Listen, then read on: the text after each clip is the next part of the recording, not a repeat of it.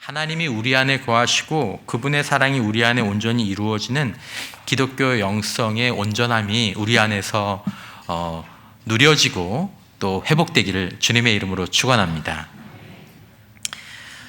우리 기독교 신앙에서 영적인 뿌리라고 얘기할 수 있는 그런 진리들이 있습니다. 지금 그런 것들을 여러분들과 연말 연초에 살펴보고 있는데, 자, 이게 왜 중요합니까?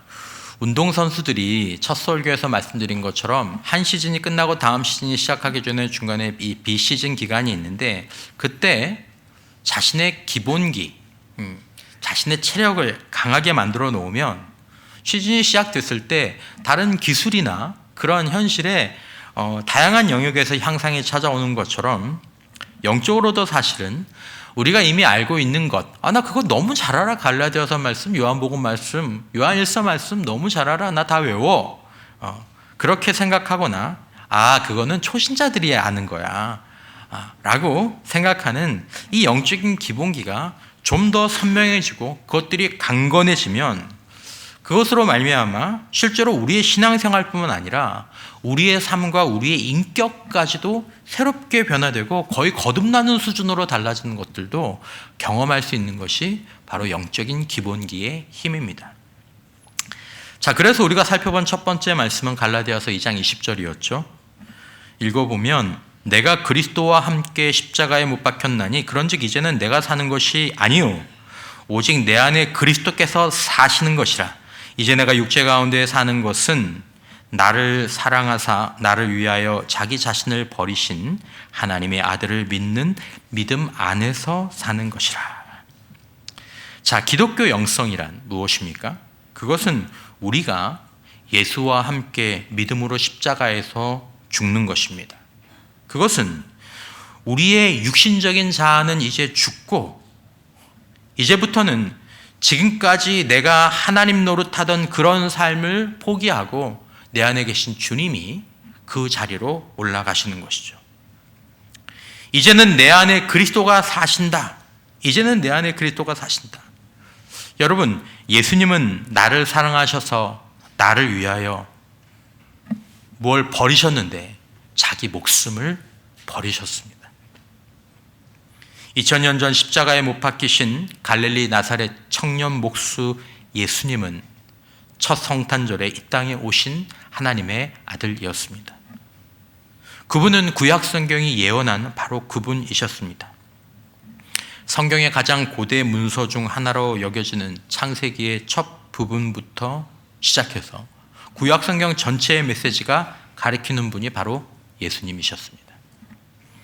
창세기 3장 14절 이하에 여호와 하나님이 뱀에게 이르시되 내가 이렇게 하였으니 내가 모든 가축과 들의 모든 짐승보다 더욱 저주를 받아 배로 다니고 살아있는 동안 흙을 먹을지니라.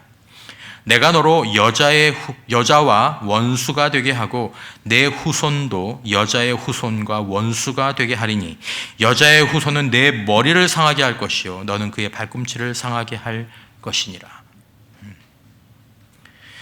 유대인들은 구약 성경을 이해했기 때문에 메시아를 간절히 기다리고 있었습니다. 그런데 하나님께서 메시아를 그들에게 보내신 방식은 그들의 기대와 예상을 완전히 뛰어넘는 놀라운 다른 방식이었습니다. 메시아란 구원자를 의미하는 것입니다. 메시아를 헬라어로 번역하면 바로 그리스도입니다. 그러므로 우리가 예수 그리스도라고 부를 때 히브리어로 부른다면 예수 메시아라고 표현할 수 있는 것이죠. 히브리어로 보면은 예수와 하마샤 이렇게 우리가 얘기할 수 있습니다. 저보다는 노영기 목사님이 언어를 훨씬 잘하지만 번역하면 예수 그 메시아, 예수 그리스도 그런 뜻입니다. 예수 구원자라는 의미입니다. 유대인들이 기대했던 메시아가 있었습니다. 왜냐하면 성경에 메시아를 얘기하니까 유대인들은 당연히 메시아를 기대하게 되죠. 그들은 영적인 강력한 카리스마를 가지고 정치적 해방과 사회적 번영을 가져올 인물을 내심 기대하고 있었습니다. 하나님이 그런 분을 보내주실 거예요. 그런데 하나님이 구원을 이루신 방법은 전혀 달랐습니다. 이게 하나님의 방법이 과거에도 그렇고 현재에도 그렇고 미래에도 그렇고 하나님의 방법이 늘 전혀 다르거나 우리의 생각을 완전히 뛰어넘는 경우가 많다는 것을 우리는 항상 기억할 필요가 있습니다. 하나님의 구원은 무엇이었습니까? 십자가를 통한 구원이었고, 하나님의 아들이 태어나신 장소는 어디였습니까? 왕궁의 금침대 금침구 속이 아닌 가장 낮고 겸손한 말구유였습니다. 살아계신 하나님은 미리 예언한 대로 그러나 인간의 상상을 초월하는 독특한 방법으로 인류가 구원을 받을 길을 열어주셨죠. 우리는 칼과 창과 권력과 기적과 능력을 기대했지만 하나님은 십자가로 그 길을 이루셨습니다. 부활하신 예수님은 전 우주적이고 영원한 효력이 있는 그 구원을 이루신 하나님의 방법을 완성하셨습니다. 자, 그러므로 이제 예수님의 이 십자가와 부활의 복음을 믿는 이들 안에는 예수님은 성령으로 임재하셔서 우리 안에 함께 거하시는 줄 믿으시기를 바랍니다. 사도 바울이 얘기했습니다. 오직 내 안에 누가 산다고요? 그리스도께서 사시는 것. 이 기독교 영성의 독특한 점이 바로 이것입니다. 우리가 뭘 믿고 뭘 지키는 게 아니라 그분이 우리 안에 사는 게 기독교입니다. 예수님이 말씀하셨습니다. 요한복음 14장 18절, 내가 너희를 고아와 같이 버려두지 아니하고 너희에게로 오리라. 성령으로 우리에게 오셨죠. 내가 세상 끝날까지 항상 너희와 항상 함께 있으리라. 그러므로 기독교인을 기독교인답게 존재하게 하고 그렇게 살아가게 하는 기독교 영성의 가장 기본은 무엇이냐 하면, 이제 내가 사는 것이 아니라 내 안에 그리스도께서 사셔야 한다라는 거죠. 자, 이 사신다라는 말이 무슨 말입니까? 그냥 존재한다라는 게 아닙니다. 그냥 들고 난다라는 게 아닙니다.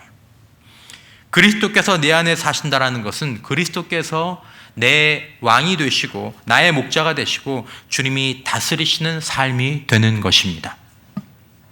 그렇게 될 때 우리는 비로소 기독교인, 즉 그리스도인으로서 존재할 수 있고 그리스도인다운 그런 삶을 살아갈 수 있게 되는 것입니다. 그리스도인으로 사는 복과 능력은 그러므로 오직 그리스도께서 내 안에 이렇게 사시는 것으로부터 시작하게 되는 거죠.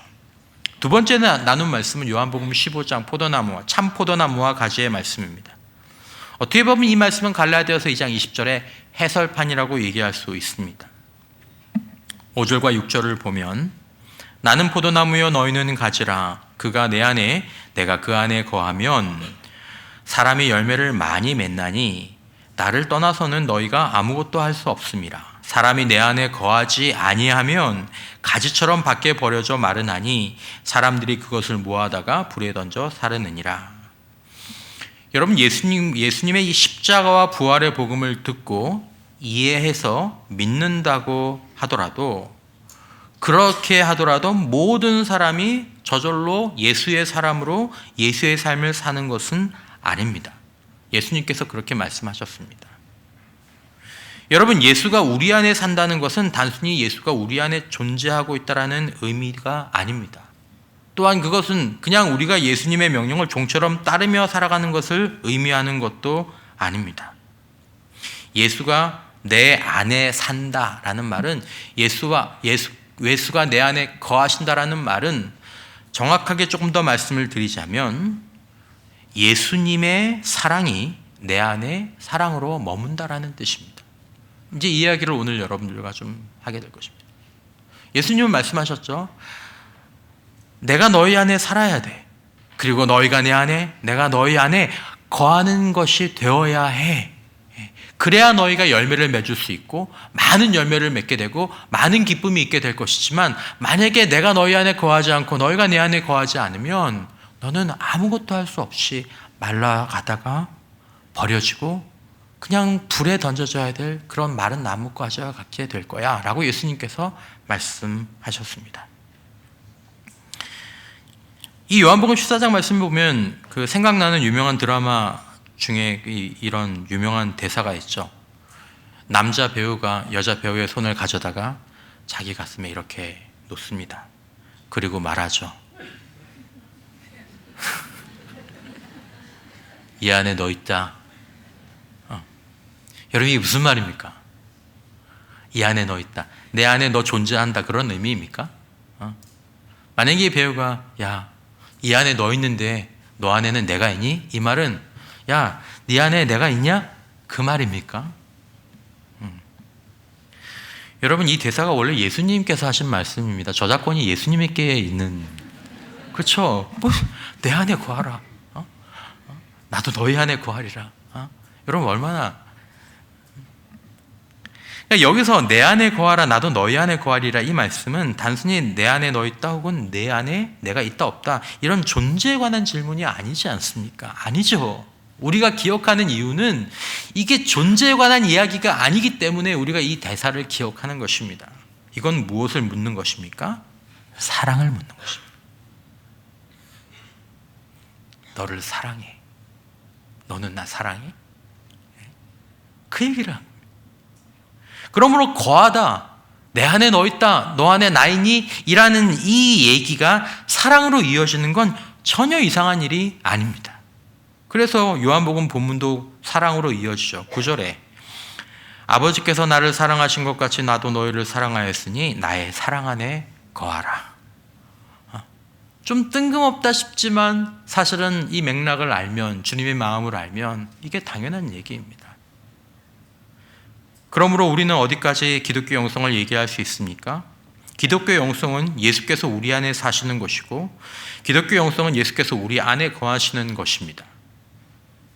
예수가 내 안에 있다, 예수가 내 안에 거하신다라는 그 말은 단순히 존재하거나 머무르는 상태를 의미하는 것이 아닙니다. 야, 네 안에 예수 있어? 나 주님 내 안에 있어, 내 안에 있어, 성령으로 내 안에 있어. 그 얘기로 그치는 얘기가 아닙니다. 그게 본질이 아닙니다. 이것은 무엇을 묻는 것입니까? 어떤 영성입니까? 사랑의 영성입니다. 지속적이고 변치 않는 사랑의 관계를 묻는 영성입니다. 내 안에 나 있니? 하나님은 예수님을 통해서 성령으로 우리에게 쉼 없고 한계가 없고 무엇도 막을 수 없는 사랑을 말씀하시면서 이 얘기를 하십니다. 내 안에 너 있다. 내 안에 너 있다. 드라마 속에서 남자 주인공이 자신의 이 말을 어떻게 삶으로 보였는지 그건 기억나진 않습니다. 하지만 하나님의 마음 안에 우리가 있다는 것이 어떻게 하나님의 행동으로 나타났는지는 성경에 있습니다. 다시 말해서 하나님께서 우리를 얼마나 사랑하셨는지, 그 사랑이 어떤 것인지 나타났다라는 거죠. 로마서 5장 8절, 우리가 아직 죄인 되었을 때에 죄인인 사람이에요. 예쁘지도 않죠. 집도 나갔어요. 탕자처럼. 호세아서 말씀처럼 몇 번씩 음란하게 배우자를 배신하고 떠났죠. 그때에도 그리스도께서 우리를 위하여 죽으심으로, 용서가 아니에요, 이해해 주는 거 아니에요, 우리를 위해서 죽으심으로 하나님께서 우리에 대한 자기의 사랑을 확증하셨느니라. 내 안에 너 있다. 죄인을 위하여 죽으신 그리스도를 통해서 요한복음 14장에 사람이 친구를 위하여 자기 목숨을 버리면 이보다 더 큰 사랑이 없나니. 드라마 주인공의 사랑, 멋있다. 아니요, 그거에 비할 바가 없어요. 친구를 위하여 자기 목숨을 버리는, 아니 죄인을 위하여 자기 목숨을 버리는 이 사랑보다 더 큰 사랑이 없나니 내 안에 너 있다. 이 사랑을 통해서 요한일서 4장 10절, 사랑은 여기 있으니 우리가 하나님을 사랑한 것이 아니요 하나님이 우리를 사랑하사 우리 죄를 속하기 위하여 화목 제물로 그 아들을 보내셨습니다. 하나님이 우리를 사랑하사 우리 죄를 속하기 위하여 화목제물로 그 아들을 주셨다. 여러분, 화목제물이 무엇인지 아십니까? 화목제물은 그 제물에 죄를 옮겨 놓는 게 화목제물입니다. 그러면 이 화목제물은 무슨 덩어리가 되냐면 죄덩어리가 됩니다. 저주받았고 심판받아야 될 죄덩어리가 됩니다. 그래서 화목제물을 잡을 때는 난자합니다. 난자. 모든 뼈를 다 꺾어놓고 모든 것들을 전부 다 헤집어서 각을 떠놓습니다. 예전에 한국에서 어떤 선교단체에서 레위기 말씀이 어렵잖아요. 그러니까 그 레위기를 실제로 좀 체험할 수 있도록 해주기 위해서 실제로 구약에 나와 있던 제사를 정확하게 아니라 좀 시연을 했습니다. 근데 그걸 보고 또 훈련생들이 전부 다 트라우마가 오고 심리치료를 받고 난리가 아니었죠. 그만큼 잔인하고 끔찍한 겁니다. 화목제물로 자기 아들을 죄를 속해 주시기 위해서, 죄인을 위해서 주시는 님, 내 안에 너 있다. 내가 이렇게 너를 사랑한다. 이 하나님의 사랑입니다. 예수님이 말씀하시죠. 친구를 위하여 자기 목숨을 버리는 사랑, 내 안에 너 있어. 여러분, 이것이 하나님의 사랑입니다. 그리고 예수님이 또 예수님 안에서 하나님이 우리에게 말씀하시죠. 내 안에 너 있는데 내 안에도 내가 있게 해라. 너는 내 안에 거해 있어라. 여러분, 이 말씀이 무슨 말씀입니까? 이것 역시 여러분, 사랑에 대한 것입니다. 특별히 하나님의 사랑, 예수님의 사랑에 대한 것입니다. 그러므로 세 번째 말씀은 사랑으로 이어지는 것입니다. 참포도나무와 가지의 이야기에서 예수님은 분명하게 우리에게 말씀하셨습니다. 너희는 내게 붙어 있어야 한다. 너희는 나를 떠나면 아무것도 할 수 없어. 예수님이 우리에게 또 하시는 말씀은, 하지만 너희가 나와 붙어 있어서 내 능력과 내 자원을 공급받고 흘려받게 되면 열매를 맺되 많은 열매를 맺게 될 거야. 내 기쁨이 너에게 충만하게 될 거야 라고 말씀하셨죠. 주님 밖에 있을 때 우리는 아무것도 아니지만 주님 안에 있을 때 우리는 풍성하고 모든 것을 할 수 있는 것. 여러분, 이것은 우리의 경험과도 일치합니다. 그리스도인의 경험을 넘어서 그냥 한 자연인으로서 인간적인 경험에 일치하죠. 여러분, 인간으로서 우리는 스스로 열매를 맺을 수 있습니까? 우리의 힘으로 선하고 사랑하며 용서하는 삶을 살 수 있습니까? 인간은 스스로, 그리고 인간들만 모인 가운데에서 자기 스스로 의미 있고 충만하며 진정으로 행복한 삶을 창조하고 가르치고 배우며 만들어갈 수 있느냐라는 것입니다. 더 단순하게 얘기하면 인간은 스스로 자신을 구원할 수 있느냐라는 질문입니다. 그렇게 하려고 노력했는데 그게 안 됐죠. 경험과 역사로 본 인간은 자기를 스스로 구원할 수 있는 존재가 아니었습니다. 그리고 그런 인간을 구할 인간도 없었습니다. 다 실망시켰죠. 다 한계를 보였죠. 그러므로 자신의 힘으로 자신을 구원하라는 그 요구는 인간에게 버겁게 느껴지고 해보면 불가능하다는 것이 곧 드러나게 됩니다. 자신을 구원자라고 얘기했던 자들은 모두 다 사기꾼이었습니다. 그러므로 너희는 가지다라는 이 선언은 한편으로 우리에게 위로가 되는 것입니다. 내가 능력이 없어서 그런 게 아니었구나. 내가 가지고 있기 때문에 나는 그럴 수밖에 없구나. 그래서 안 됐던 거구나. 해석이 되죠. 그래서 내가 열매가 없었구나. 그래서 내가 그렇게 억지스러운 것 된 것처럼, 구원한 것처럼, 구원할 수 있는 것처럼 그렇게 힘들게 살았구나. 그래서 내가 계속 말라갔구나. 해석이 되는 거죠. 그리고 아는 것입니다. 그래서 나는 나를 구원할 수 없고, 그래서 사람이 구원이 될 수는 없구나.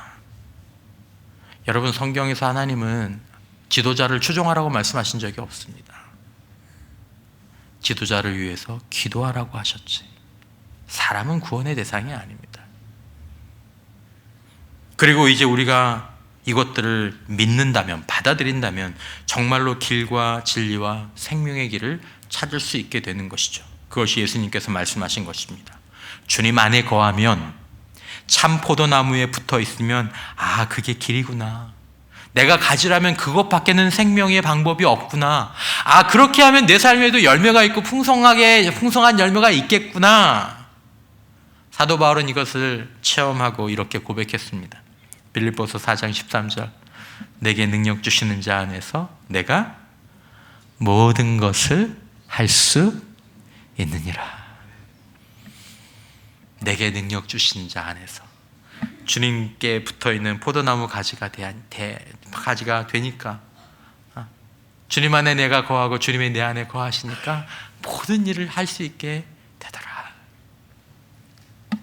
그러므로 좀 원색적으로 말씀을 드리자면 이제 기독교 영성은 이렇게 얘기합니다. 인생의 모든 문제를 해결하는 길을 제시해 드리겠습니다. 그것은 예수 안에 거하는 것입니다. 그것은 예수께 붙어 있는 것입니다. 그러면 열매를 많이 맺게 되고 기쁨은 충만할 것입니다. 사도 바울은 모든 것을 할 수 있다고 말했습니다. 하지만 그렇게 하지 않으면 아무것도 아닙니다. 아무것도 할 수 없습니다. 말라지고 버려질 것입니다. 그렇게 하지 않는다면 우리가 열매라고 생각한 것은 연기처럼 사라지고 화려하고 풍성해 보이는 열매가 있는 것 같은데 라고 했던 것들은 위선의 잎사귀로 아니면 그 포장지로 과대 포장한 것일 뿐이고 우리의 위선을 또 위선으로 가리고 스스로를 속이고 스스로를 위로하고 그렇게 살다가 시간이 흘러서 보면 결국 죽음만을 기다리는 죄인으로 남는 게 주님과 멀어진 가지의 운명입니다. 여러분, 예수로 살고 예수께 붙어 있다라는 것은 포도나무와 가지의 관계는 이해를 하겠는데 예수께 붙어 있다라는 것은 실제로 무슨 말일까요? 예수님은 말씀하셨죠.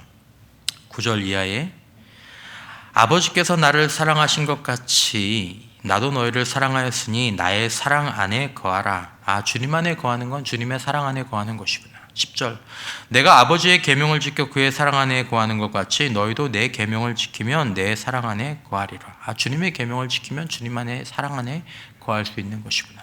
그리고 말씀하신 게 지난주 설교 마지막에 말씀드렸던 사랑의 계명이었습니다. 저는 예전에 이 본문을 이게 워낙에 중요한 본문이니까 이 본문을 묵상하면서 주님께 붙어 있다라는 말은 주님과 함께 있는 거야 라는 것으로 생각했습니다. 그리고 그것들을 깨닫고도 마음이 기뻤죠. 하지만 본문을 좀 길게 읽으면서 12절까지 또 16절까지 쭉 읽으면서 예수께 붙어 있는 것은 예수님의 사랑 안에 거하는 것이구나. 이게 사랑의 언어였구나. 그걸 깨닫고 새로운 깨달음을 얻은 적이 있습니다. 그렇습니다. 그 안에 있다라는 것, 그에게 붙어 있는 존재라는 것은 사랑의 언어로 이해를 해야 되는 것입니다. 자, 그 안에 있고 그 안에 붙어 있는 것이 우리의 운명을 결정하는 것이라고 했습니다. 삶과 죽음이 나누어지고요, 축복과 저주가 나누어지고요, 천국과 지옥이 주님께 붙어 있는 것과 붙어 있지 않는 것으로 나누어지는데 그 언어가 사랑의 언어입니다. 그렇다면 그리스도인들에게 절대 조건이 마지막으로 하나 남게 되는데 그것은 무엇입니까? 바로 사랑이죠. 예수의 제자 그리스도인의 모든 것을 가능하게 하거나 아니면 그 모든 것을 불가능하게 하는 절대 조건이 예수님은 뭐라고 말씀하셨냐면 사랑이라고 말씀하셨습니다. 그러면 우리들에게 이 절대 조건이 바로 사랑 하나 남는 것입니다. 그러면 우리는 이렇게 말해야 되죠. 인간이 인간다워지려면, 인간이 구원을 받고 구원을 누리려고 한다면 절대 없어서는 안 된, 이것 하나만으로 충분할 수 있는 그 절대 조건은 무엇입니까? 사랑입니다. 그러므로 기독교 영성의 심장, 기독교 영성의 핵심은 사랑입니다. 그렇기 때문에 기독교인은 사랑을 멈추면 더 이상 기독교인으로 존재할 수 없고, 사랑이 멈추면 기독교인으로 생각하거나 느낄 수 없고 기독교인으로 살 수도 없습니다. 그러므로 기독교인으로서 사망에 이르는 것이죠. 사랑을 잃으면. 이것이 기독교 영성에서 사랑이 점유하고 있는 위치입니다. 여기서 우리가 중요한 것을 기억해야 되는데, 여기서 말하는 사랑은 바로 하나님의 사랑이라는 것입니다. 예수님의 사랑이라는 것입니다. 세상의 사랑을 얘기하는 게 아닙니다. 여러분, 세상에도 사랑이 필요해요. 세상에 사랑이 필요하니까 그렇게 사랑 노래를 하는 겁니다. 드라마를 켜도 사랑, 영화를 봐도 사랑, 말하는 것도 다 사랑. 근데 구원을 못 받죠. 풍족해지지도 않죠. 더 갈급해지고 더 실망하죠. 왜 그렇죠? 하나님의 사랑이 아니기 때문입니다. 그리스도인들에게 필요한 절대 조건을 사랑이라고 얘기할 때 그 사랑에는 반드시 하나님의 사랑이라는 단서가 붙어 있어야 한다는 것입니다. 그리고 또 하나, 우리는 이 요한일서 본문이 성경에서 가지고 있는 가장 중요한 통찰력을 오늘 본문에서 보게 되는 것이, 그것은 무엇입니까? 하나님의 사랑, 예수의 사랑은 그 자체로 하나님과 예수님의 존재를 의미하는 것입니다. 예수는 누구십니까? 예수의 사랑이 예수입니다. 사랑이 예수가 아닙니다. 예수의 사랑이 예수님입니다. 하나님은 누구십니까? 하나님의 사랑이 하나님입니다. 우리가 하나님은 사랑이라고 얘기할 때 그 사랑의 의미를 정확하게 정의해 주어야 합니다. 그냥 우리가 얘기하는 그 사랑이 하나님이래, 아닙니다. 그 사랑이 아닙니다. 하나님이 사랑이시라는 말은 하나님은 하나님의 사랑이시라는 뜻입니다. 나를 떠나서는 너희가 아무것도 할 수 없다. 여러분들은 이 말을 어떻게 읽으십니까? 주님을 떠나면 너희는 아무것도 할 수 없어. 그 말을 여러분들은 혹시 이렇게 읽진 않으십니까? 교회 안 나오면 주님을 떠나는 거? 성경을 안 보거나 기도를 멈추면 주님을 떠나는 거? 여러분, 정확하게 제가 그 의미를 읽어드리겠습니다. 나를 떠나서는 너희가 아무것도 할 수 없다라는 말은 내 사랑이 너희 안에 없으면 너희가 아무것도 할 수 없다라는 말입니다. 내 사랑이 너희 안에 없으면 너희가 아무것도 할 수 없다라는 말입니다. 왜냐하면 하나님은 하나님의 사랑이시기 때문입니다. 예수님은 예수님의 사랑이시기 때문입니다. 사랑이 없으면이 아니고 성경의 모든 사랑은 정확하게 그 앞에 하나님의 사랑, 예수님의 사랑이 붙어야 됩니다. 우리는 요한복음 15장 6절에 이 말씀을 어떻게 보아야 합니까? 사람이 내 안에 거하지 아니하면 가지처럼 밖에 버려져 마르나니. 예수님이 이렇게 말씀하셨죠? 이 말이 무슨 말입니까? 사람이 내 안에 거하지 않는다라는 말이 무슨 말입니까? 그 사람 안에 내 사랑이 거하지 아니하면 가지처럼 밖에 버려져서 마른다라는 것입니다.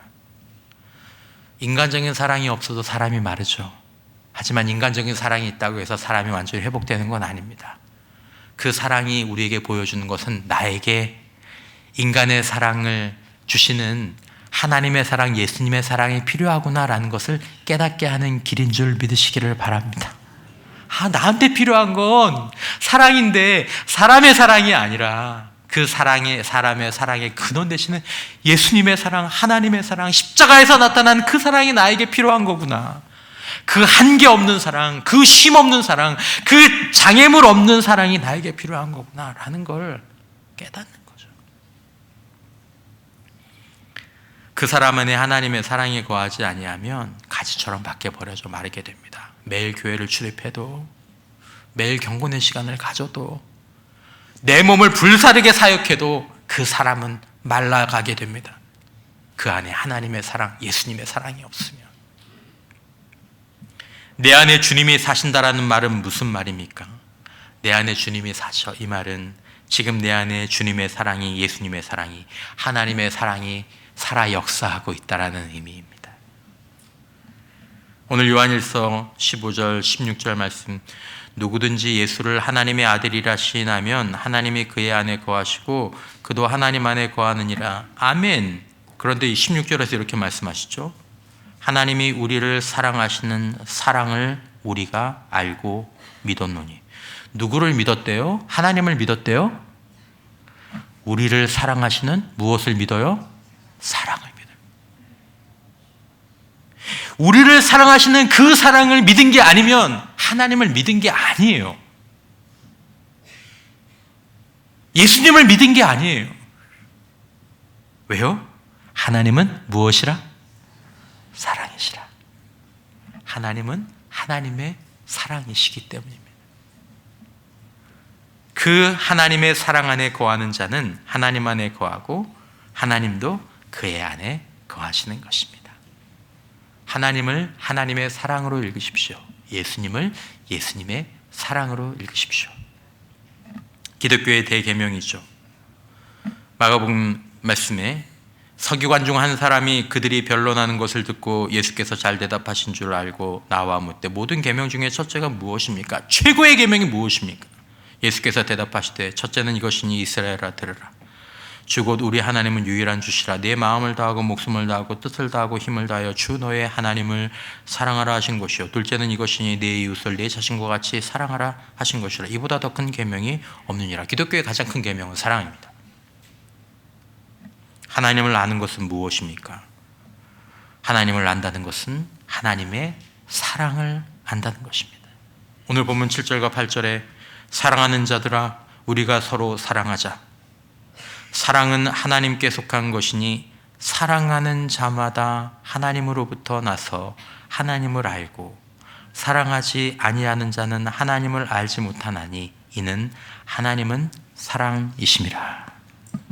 그런 논리죠. 다시 말씀드립니다. 하나님이 사랑이라는 말은 인간적인 사랑을 얘기하는 것이 아니고 하나님의 사랑이라는, 하나님의 사랑이 하나님이시다. 하나님의 사랑을 알아야 하나님을 아는 것이다. 그 하나님의 사랑이 내 안에 있어야 우리가 사랑의 삶을 살 수 있고 우리가 하나님을 알게 된다는 것이죠. 하나님은 곧 하나님의 사랑이시고 예수님은 곧 예수님의 사랑이시고 성령님은 곧 성령님의 사랑이십니다. 그러므로 예수가 우리 안에 살기를 원하고 내가 예수 안에 거하면서 생명을 얻고 기쁨과 많은 열매와 모든 것을 하기를 원하는 우리에게 주시는 예수님의 계명은 무엇입니까? 11절에 사랑하는 자들아 하나님이 이같이 우리를 사랑하셨은즉 우리도 서로 사랑하는 것이 마땅하도다. 여러분 이 본문을 잘 읽어보십시오. 제가 다시 읽어드릴게요. 사랑하는 자들아 하나님이 이같이 우리를 사랑하셨은즉 우리도 서로 하나님의 사랑으로 예수님의 사랑으로 서로 사랑하는 것이 마땅하도다 라는 말입니다. 하나님의 사랑, 예수님의 사랑. 요한복음 15장 12절 내 계명은 내 계명, 주님의 계명이었죠. 무엇입니까? 서로 사랑해라? 아니요. 내가 너희를 사랑한 것 같이 내 사랑으로 너희도 서로 사랑하라 하는 이것이니라. 사람들은 우리에게서 하나님을 보기를 원합니다. 그리고 우리는 하나님의 편지, 예수님의 편지가 되어주길 원한다는 말을 종종 하곤 하죠. 우리에게서 하나님이 드러난다는 말은 무슨 말일까요? 예수님의 형상이 이루어져 간다는 말은 무슨 말일까요? 우리를 통해서 기적이 나타나고 기도의 응답이 나타난 것을 하나님을 보는 것일까요? 하나님을 본다, 하나님을 안다. 이것은 하나님의 사랑을 우리에게서 보는 것입니다. 이것은 하나님의 사랑을 우리를 통해서 알게 되는 것입니다. 우리에게서 예수를 보고 예수를 알고 우리에게서 예수가 산다라는 말이 무슨 말입니까? 이것은 다 예수의 이 사랑을 우리에게서 보고 알고 품는 것입니다. 그러므로 기독교 영성은 이렇게 완성되는 것입니다. 12절에 어느 때나 하나님을 본 사람이 없을 때, 하나님을 보는 문제를 얘기하죠. 만일 우리가 서로 하나님의 사랑으로 사랑하면 하나님이 우리 안에 거하시고 하나님의 사랑이 우리 안에서 온전히 이루어지느니라. 훨씬 읽기가 쉽죠? 다시 한번 읽어드리겠습니다. 포함해서 어느 때나 하나님을 본 사람이 없을 때 만일 우리가 서로 하나님의 사랑으로 사랑하면 하나님 또 하나님의 사랑이 우리 안에 거하시고 그의 사랑이 또 하나님이 우리 안에 온전히 이루어지느니라. 하나님의 사랑이 이루어지면 하나님이 이루어지는 줄 믿으시기를 바랍니다. 예수님의 사랑이 이루어지면 예수님이 충만해지시는 줄 믿으시길 바랍니다. 그 얘기를 하는 겁니다. 여러분, 우리 안에 하나님의 사랑, 예수님의 사랑이 지금 거하고 있을까요? 그 질문은 내 안에 주님이 계신가? 라는 질문과 동일한 질문입니다. 왜냐하면 그것이 하나님이 거하시고 예수님이 거하시는 것이기 때문입니다. 여러분, 우리가 하나님의 사랑으로, 화목제물로 자기 아들을 주신 그 사랑으로, 친구를 위하여 자기 목숨을, 아니 죄인을 위하여 자기 목숨을 버리는 그 사랑으로 하나님을, 사람들을 사랑하고 있을까요? 그러려고 우리가 기도하고 노력할까요? 그것이 바로 우리가 하나님 안에 거하고 예수님 안에 거하기를 원하는 자들의 모습입니다. 여러분, 만약에 우리가 이 길을 가고 있다면 우리는 가장 정확한 기독교 영성의 기본기, 그 길을 가고 있는 것입니다. 하나님의 사랑이 내 안에 있고 내가 그 하나님의 사랑과 예수님의 그 사랑으로 하나님을 향해, 사람들을 향해 한 걸음 한 걸음 다가가면서 품는 것, 그것이 진리의 길이고 예수의 길이고 생명의 길이고 풍성한 열매의 길이고 모든 것을 할 수 있는 길이고 모든 기도의 응답의 길이라고 성경은, 예수님은, 사도 바울은 이야기했습니다. 이 사랑이 우리 안에 넘치게 되시기를 주님의 이름으로 축원합니다.